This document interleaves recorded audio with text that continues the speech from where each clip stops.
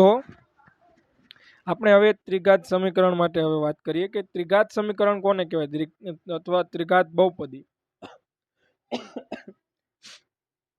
કઈ તમે જોઈ શકો ત્રિઘાત સમીકરણમાં કે ત્રિઘાત બહુપદીમાં એક્સ નો ઘન એક્સ ક્યુબ વત્તા bx સ્ક્વેર એટલે bx નો વર્ગ વત્તા cx પ્લસ ડી આવી રીતે 4 પદ રહેલા હોય છે. કેમાં કે ત્રિઘાત બહુપદીમાં.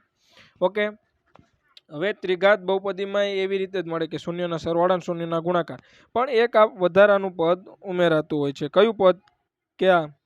એ શું દર્શાવે છે કે બબ્બે શૂન્યોના ગુણાકારનો સરવાળો. એટલે જો આલ્ફા બીટા તો બે શૂન્યો છે એનો ગુણાકાર ને વચ્ચે શું છે સરવાળાની નિશાની, તો એમનો શું છે સરવાળો. તો ચાલો આપણે એ શીખીએ કે આલ્ફા વત્તા બીટા વત્તા ગામા તો એ શું છે શૂન્યોનો સરવાળો. તો એનું સૂત્ર શું થાય કે માઇનસ બી ના છેદમાં એ, જે આપણે આવતું હતું કે આલ્ફા વત્તા બીટા બરાબર માઇનસ બી ના છેદમાં. તો અહીં પણ શું થશે કે માઇનસ બી ના છેદમાં એ. તો શું છે બી શું છે અહીં બી શું હતો તો કે એક્સ સ્ક્વેરનો સહગુણક.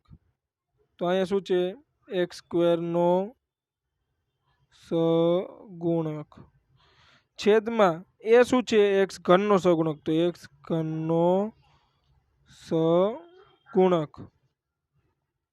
એવી રીતે આલ્ફા બીટા બીટા ગામા અને આલ્ફા ગામાનું એ બંનેનું સૂત્ર શું થાય તો કે સી ના છેદમાં એ.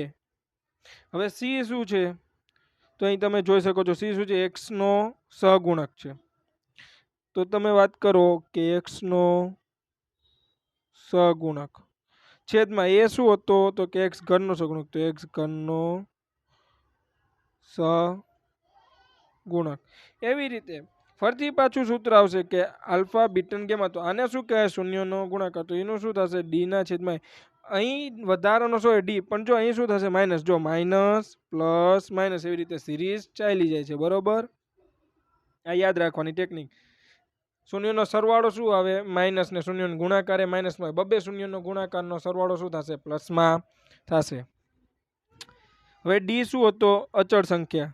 તો કે અચળ સંખ્યા. બરોબર, અચળ પદ એ પણ કહી શકો. માઇનસની નિશાની છે છેદમાં એ શું છે એક્સ ઘનનો સહગુણક.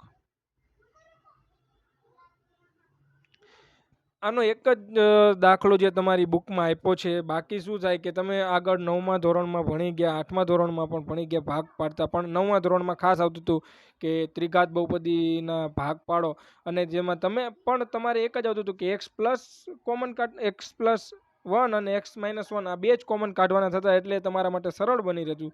પણ ઘણી વખત એવું નથી હોતું કે એક્સ પ્લસ 1 ને એક્સ માઇનસ 1 જ કોમન નીકળે. તમે સહગુણકોનો સરવાળો કંઈક 0 થાય તો કે તમે +1 લેતા, એકી બેકી સંખ્યાના પદનો સરવાળો કરવાની 1 મળે તો કે તમે કંઈક +1 લેતા, -1 લેતા, એ રીતનું કંઈક આવતું હતું. બરોબર, પણ હવે આમાં એ રીતનું છે નહીં.